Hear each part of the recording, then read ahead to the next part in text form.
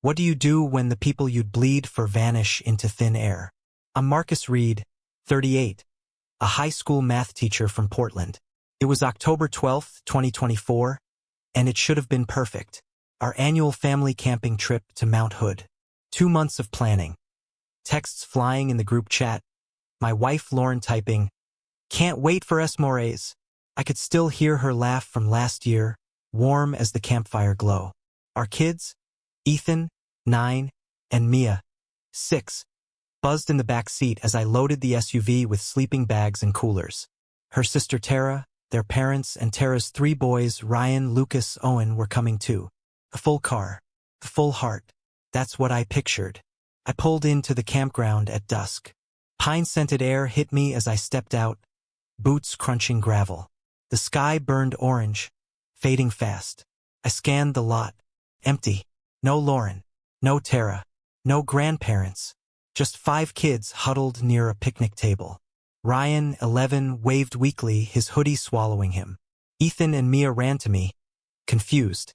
Lucas and Owen kicked rocks, their small faces blank. My chest tightened. Where was she? I checked my phone. No calls. No texts. Nothing. Ryan shuffled over, eyes dodging mine. "They left, Uncle Marcus," he mumbled. "Said you'd handle us." My breath caught. Left? Left where? He handed me his cracked iPhone. Lauren's text glowed. "We're headed to Maui. Watch the kids. Don't mess this up." I read it once, twice, 3 times. The words blurred. My hands shook. Maui? They ditched us. 5 kids. For a tropical escape? No warning. No goodbye. Just a cold, casual text. The campground fell silent, wind whispering through the trees. I looked at those 5 faces, scared, restless, abandoned, and felt something crack inside me. What would you do if the people you die for disappeared without a word? Drop your answer below, and don't forget to like and subscribe to Cheating Stories Diary. This is just the start. The parking lot stretched out like a graveyard, shadows creeping as the sun sank. I stood there, Ryan's phone trembling in my grip. "We're headed to Maui. Watch the kids." 8 words that gutted me. Ethan's voice sliced through. "Dad? Where's Mom?" His brown eyes searched mine, trusting. I swallowed hard. "She's on a trip." I lied, my voice cracking. Mia tugged my sleeve, her fingers icy. "When's she back?" I couldn't answer.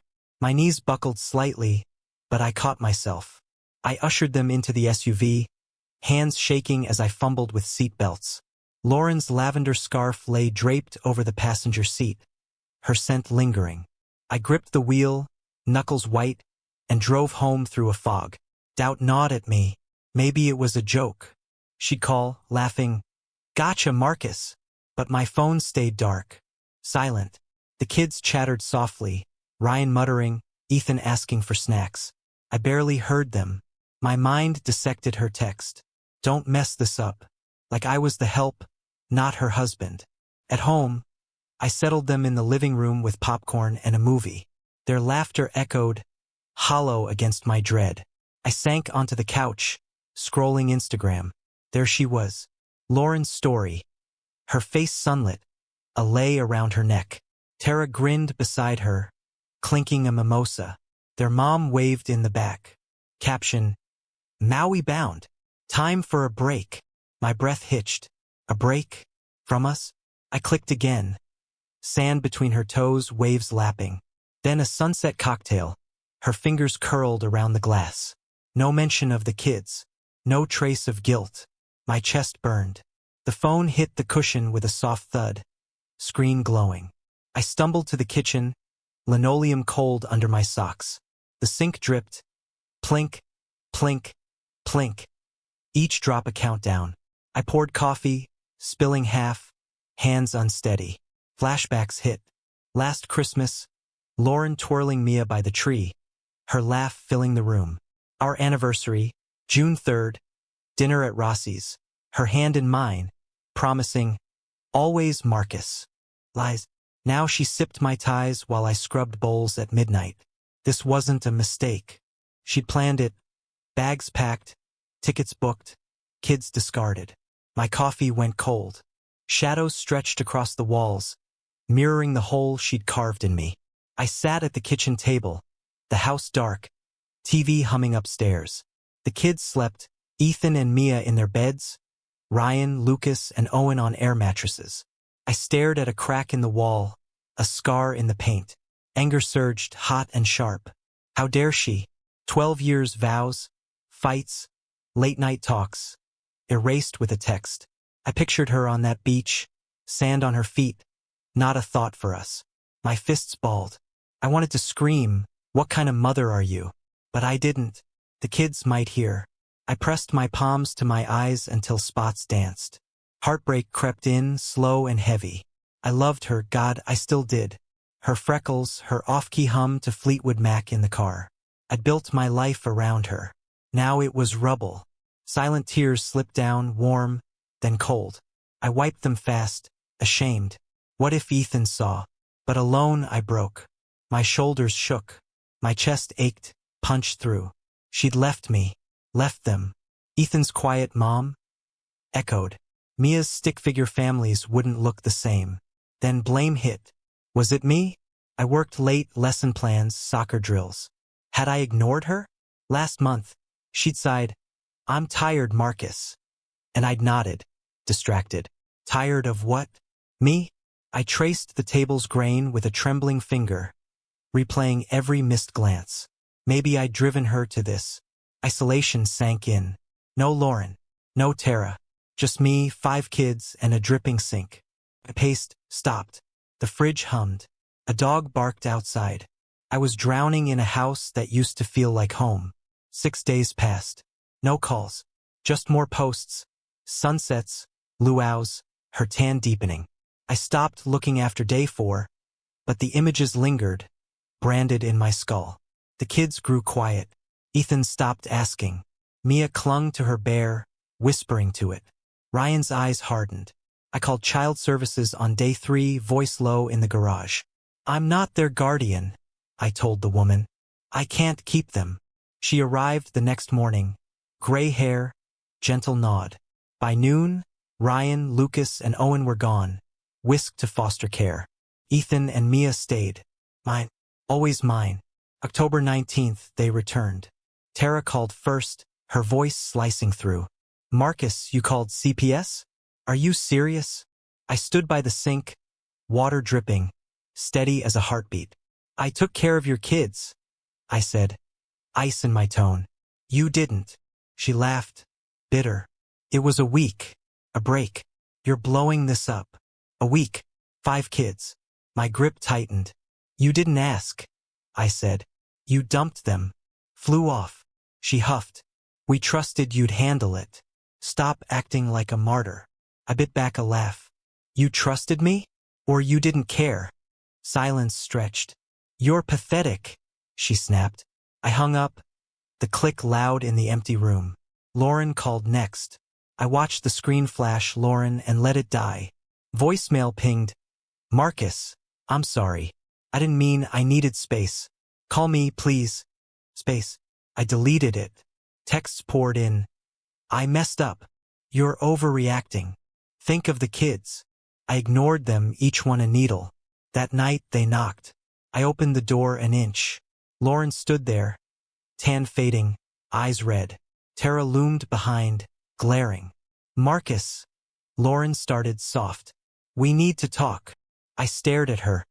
Her hair, her hands, the woman I'd loved. "You left us," I said, flat. 5 kids. A text. She flinched. I didn't think. You didn't." I cut in. Tara stepped forward. "You ruined everything with CPS." I met her eyes. "No. You did." Lauren reached out, voice breaking. "I'm sorry, Marcus. I was wrong." I stepped back. Her hand hung there, empty. "Go," I said. "You don't live here anymore." The door shut. The lock clicked. Silence roared. I leaned against it, breathing shallow. Her lavender scent lingered on the scarf in the hall. I tossed it in the trash. I didn't scream, didn't cry again. I planned. That night I called a lawyer, voice low, kids asleep. "Divorce," I said. "Now." He asked for proof. I had it, her text, Instagram screenshots, timestamps. Ironclad. I logged into our bank app. Joint account frozen with one click. Her card would decline at the airport Starbucks. I smiled cold. She'd feel it. I boxed her things. Dresses, books, that damn scarf's twin from the closet. Stacking them in the garage. I installed a camera in the living room, hidden behind a plant. If she came back, begging, I'd record it. Evidence. I called the school, erased her from emergency contacts. Quiet moves, surgical. I pictured a public strike. Thanksgiving at her parents' house, November 28th. I'd walk in, drop the papers on the table, gravy steaming. Happy holidays, I'd say, and leave. Or the airport. Her flight landing. Me with a sign. Welcome home, abandoner. Brutal. Tempting. But doubt crept in. Was I overreacting? I paused, coffee cup warm in my hands. Flashbacks hit. Her singing Landslide in the car. Off key. Mia giggling. Our wedding, her vows. In sickness and in health. I'd meant mine. Had she?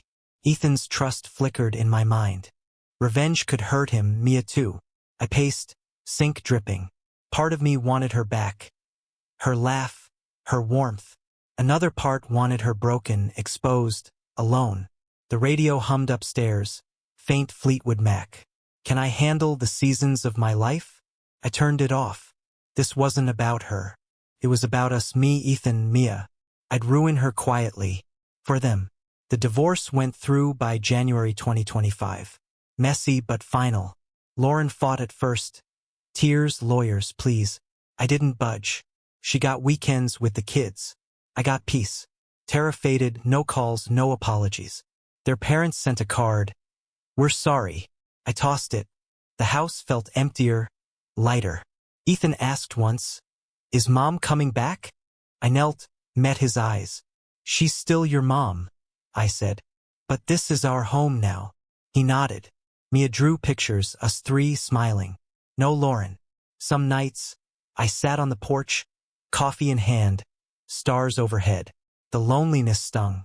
I'd loved her. Deeply, stupidly. Now I didn't. That shift didn't feel good. But it felt right. I replayed the campground, that text, her voice on the porch. I didn't miss her. I missed who I'd thought she was. The kids grew stronger. Ethan laughed more. Mia sang again. Me? I showed up. Graded papers. Coached games. Tucked them in.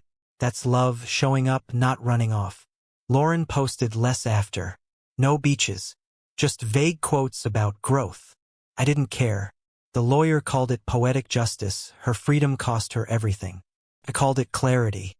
Standing in my kitchen, the sink still dripping, I felt it. Freedom. Not loud. Not vengeful. Just mine. I fixed the sink that week. A small thing. A new start. Have you ever been left behind by someone you trusted with your life? Share your story below, because stories like these deserve to be told. And don't forget to like, subscribe, and hit the bell. The next story, you won't see it coming.